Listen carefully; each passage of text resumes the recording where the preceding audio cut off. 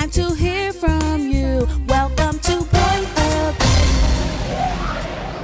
What's going on, world? Amir Swain, producer named Fix, Chester City Stand Up. I'm glad you asked about Fix because Fix is actually 5IX, which is the formula for solution.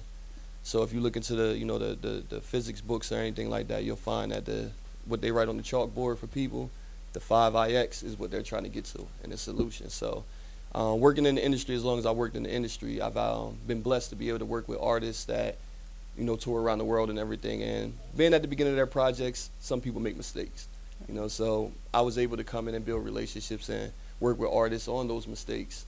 And that's why they call me Fix. Well, as of 2019, I've been working in the music industry professionally for 10 years. Started working right on 6th Street at my mom's crib in the basement. Me and my cousin Cass Coleon, Mean Guns, Nickel Nine, everybody around the city who was in that area at the time. Fat Mac, like a lot of people don't know that, that's my family. So blood that we have running through our veins, it's all music. So watching them do it, I always wanted to, add my touch to what the industry has. So that's how we started out, and that's, kind of how I, continue growing Chester music, 9th Street, Memorial Park, playing ball, doing what we do, and we took it to LA. If anybody know the West End, the R2 runs every 33 minutes. So in between those times, and they used to truck. Listen! My son the other day when we was over at my mom's house was like, oh, it's a train back here? He was like, oh, okay. But you couldn't hear it. Surprisingly, you couldn't hear it in the basement. And I mean, we built like so many different like sound cages and everything out of like shoe boxes and hangers and everything to try to keep the sound out. But it all sucked at the time, but that was the grind. A leap of faith, actually. Me and my wife now, my girlfriend at the time, we had a conversation, and I was like, yo, I think I could sell beats in Los Angeles.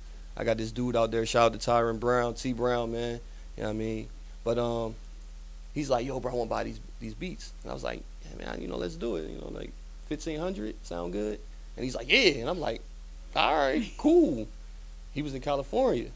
So I was like, all right, well, I'll come out there. They flew me out, paid for my hotel room, everything. I was like, oh, so this how you really do music? How we do this? Okay, cool. When we got back from the trip, I talked to her, and she was like, we should move to California. We talked to our jobs, we set it up, we planned it out, and in 6 months we was gone. Wow. So, I mean, that's how I began, and it's definitely a couple things to talk about. I'm gonna come on a couple times and give you the rest of them. But listen, yeah, I mean, you stay resilient and you take that leap of faith. So if you got a support system like I had, it starts there. Talk to your peoples and let them know what you want to do, and that's where I was saying like being honest with yourself in the beginning, because if you're honest with yourself, then you could convey that to other people, and then they can help you. And it's funny because I still feel incog. Like it's a balance. Like when you're training, when you watch Rocky, he wasn't on the scene while you're training. Like he was tucked away in some desert somewhere. We just watched Creed. So when you training, you got tucked away. Unfortunately, when you training and then you get ready for the fight, my fight lasts a little longer than the average person that could just take off a couple weeks or this and the third. When I'm working for 3-4 years. So by the time you look up, you're like, oh man, we done knocked out this much, and then you right back to training. Mm-hmm. So you learn to build relationships with people inside of that work, and like it just keeps you rolling, and you stay in that cycle. So it's not to separate myself, but at the same time, you start to acquire people around you that keep you in that ambitious, kind of like stage where you're always motivated, you're always moving, and you never really look at it as I need a break. It's like waking up and going to work with your bros. And unfortunately, not everybody makes it to that stage. So to other people, it may be like a separation. But to me, it's growth.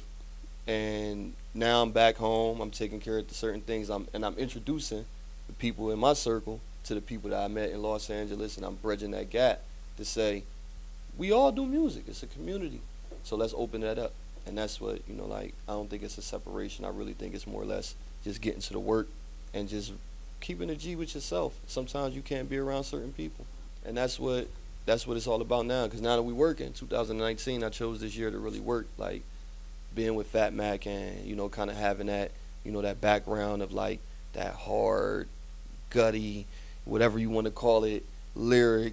I mean, kind of I want that to be part of me, and it is part of me. So now to be around family and be able to work on things and have that kind of knowledge that I'm bringing from Los Angeles and working in the industry, it's kind of a no-brainer for me. All right, So, all bud, all bud. All bud. All right, social cliques. It's an interesting twist on, my perspective on how relationships are built on social networking in 2019 going Dun, forward. dun, dun. Dun, dun, dun. Hence the conversation. Even the artwork is like a conversation from my iMessage column with me, reading it, and then it brings you to what's happening in that conversation. Mm-hmm. So the first song is "Take It Slow," where you meet a girl, and then "Sunflower in the Glass" is what's happening inside that relationship and kind of like explaining it. And then I ended off with "Tennessee." It's only 3 songs, but it's short-lived because it's supposed to be the honeymoon era of a relationship of meeting a male or a female, or however direction you go in with things. It's the beginning honeymoon stages of that. Love yourself first is actually part of my brand, because if you don't sit down and have those conversations with yourself and build a relationship with yourself, how can you talk to other people if you can't even communicate with the things that's going inside of you? And I think one of my aunts reached out to me and said that you should love God first, or Amir, you should rephrase that. And I'm like, I get what you're saying, auntie, but this isn't a conversation. If I do things inside of me, that would make me want to have a conversation with the Almighty. Mm-hmm. I got to fix myself to be able to be honest with myself, and then say, okay, this is the things that I need. Whatever religion you practice, whatever spirituality you practice, that'll become a part of being honest with yourself. But if you don't have a love for yourself, you don't even start to, have that conversation. So loving yourself first is the gateway to all peace. And that's what I kind of like, just want the world to know, is like, love yourself first and really, really, really take yourself seriously. It's important. You can reach me on IG. That's at 5ix everything. And I'm no longer on Facebook, but you can hit me on my Gmail, and that's fixed members only. That's 5ix members only at gmail.com. Point of view, what's your point of view? It's time to hear from